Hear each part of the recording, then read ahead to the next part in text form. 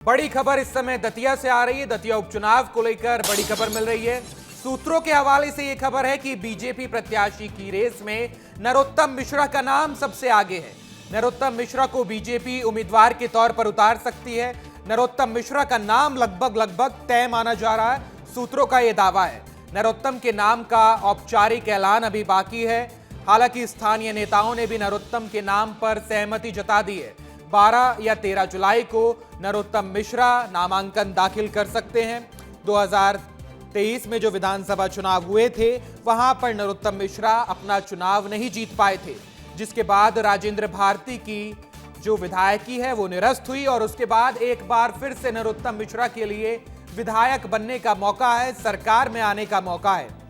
30 तारीख को दतिया विधानसभा सीट पर उपचुनाव होने हैं और नरोत्तम मिश्रा का नाम इस रेस में सबसे आगे बताया जा रहा है। सूत्रों के हवाले से खबर है कि नरोत्तम मिश्रा का नाम लगभग तय माना जा रहा है और जो स्थानीय स्तर के नेता हैं, जो कार्यकर्ता हैं, वो भी उनके नाम से सहमत हैं। पिछले कई दिनों से नरोत्तम मिश्रा लगातार क्षेत्र में भी जा रहे हैं, जनसभा भी कर रहे हैं और अब जैसे जैसे चुनावी तारीख नजदीक आ रही है, दतिया का सियासी पारा बढ़ता जा रहा है। कांग्रेस भी पूरा जोर लगा रही है। कार्यकर्ता सम्मेलन कांग्रेस ने किया था, लेकिन नरोत्तम मिश्रा ही क्यों? बीजेपी का ब्राह्मण चेहरा है, संगठन की मजबूत पकड़ है, बीजेपी के प्रमुख राजनीतिक नेताओं में से एक है और दतिया में उनकी पैठ है, जमीनी पकड़ है। हमारे साथ अंचल शुक्ला, हमारे ब्यूरो चीफ, जुड़ गए हैं। अंचल जी, बहुत बड़ा या चौंकाने वाला फैसला तो नहीं होगा। सब यही मानकर चल रहे थे कि नरोत्तम मिश्रा ही चुनाव लड़ेंगे। 6 बार के विधायक हैं और एक बड़ा मौका है उनके पास भी। बिल्कुल हिमांशु, देखिए, जैसा कि लगातार इस बात के कयास लगाए जा रहे थे कि नरोत्तम मिश्रा ही दतिया उपचुनाव में भारतीय जनता पार्टी के प्रत्याशी होंगे, इस पर लगभग मुहर लग चुकी है। औपचारिक ऐलान बाकी है। सत्ता और संगठन ने भी सहमति दे दी है। सबकी वो पहली पसंद बने हैं और हिमांशु, उसके पीछे की कई वजह है। थोड़ा सा मैं आपको पीछे ले चलता हूँ। 2023 में वो जरूर 7,742 वोटों से चुनाव हारे थे। राजेंद्र भारती यहाँ पर जीते थे, लेकिन अब उनकी विधायकी जबकि निरस्त हो गई है, एक पुराने प्रकरण को लेते हुए 6 तारीख को अधिसूचना, 6 तारीख से अधिसूचना जारी हो गई है। 30 तारीख को दतिया उपचुनाव के लिए मतदान होने हैं। 3 तारीख को नतीजे आएंगे। भारतीय जनता पार्टी के प्रत्याशी माने जा रहे हैं नरोत्तम मिश्रा। लोगों से मुलाकात का सिलसिला चालू हो गया है और आप देखिए कि जब प्रदेश अध्यक्ष की दौड़ में नरोत्तम मिश्रा का नाम आया, राज्यसभा सीट के लिए उनका नाम आया, इसके बाद भी पार्टी ने उन्हें इसी दिन के लिए बचा के रखा था, क्योंकि देखिए उनकी किसी से किसी तरीके की अदावत नहीं है, किसी को कोई परेशानी नहीं है। सारी जो कमेटियां बनी है भारतीय जनता पार्टी की, उसमें भी शामिल रहे।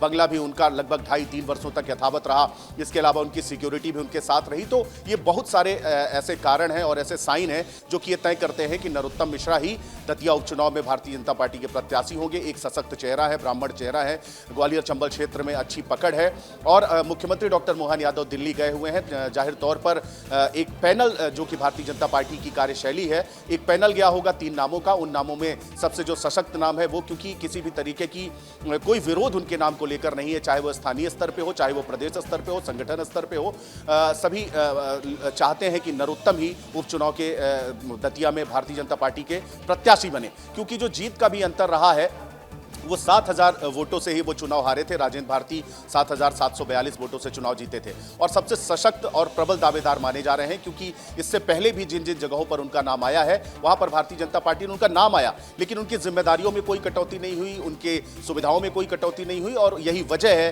कि वो एक कद्दावर नेता है, एक बड़े नेता है। भारतीय जनता पार्टी के वो हनुमान कहे जाते हैं। बुरे दौर में जब भी भारतीय जनता पार्टी आई तो उसमें उन्होंने अच्छा खासा वहां से उसको निकालने का काम किया है। कमलनाथ सरकार जब मध्य प्रदेश में गिरी तो अहम भूमिका उन्होंने निभाई। कांग्रेस पार्टी के नेताओं को भारतीय जनता पार्टी में लाने में भी उन्होंने अपनी बड़ी भूमिका निभाई। तो बहुत सारे कारण हैं। अन्य प्रदेशों में भी जब चुनाव हुए तो उनकी ड्यूटी लगाई गई, वहां पर भी उन्होंने जाकर के पार्टी के लिए काम किया। तो कोई भी ऐसा कारण हिमांशु नजर नहीं आता है कि उनकी टिकट काटी जाए, वो प्रत्याशी नहीं होंगे। और पुख्ता सूत्रों से यह खबर है कि नरोत्तम मिश्रा के नाम का औपचारिक ऐलान बाकी है। बाकी सारी जो फॉर्मेलिटीज हैं वो पूरी कर ली गई है हिमांशु। बिल्कुल अंचल, और इस बार मुश्किल नरोत्तम मिश्रा के लिए ज्यादा नहीं होने वाली है, क्योंकि उनके लिए, उनके सामने जो प्रत्याशी हैं उनका चुनाव तो अब शून्य घोषित कर दिया गया है। बहुत शुक्रिया अंचल आपका तमाम जानकारी।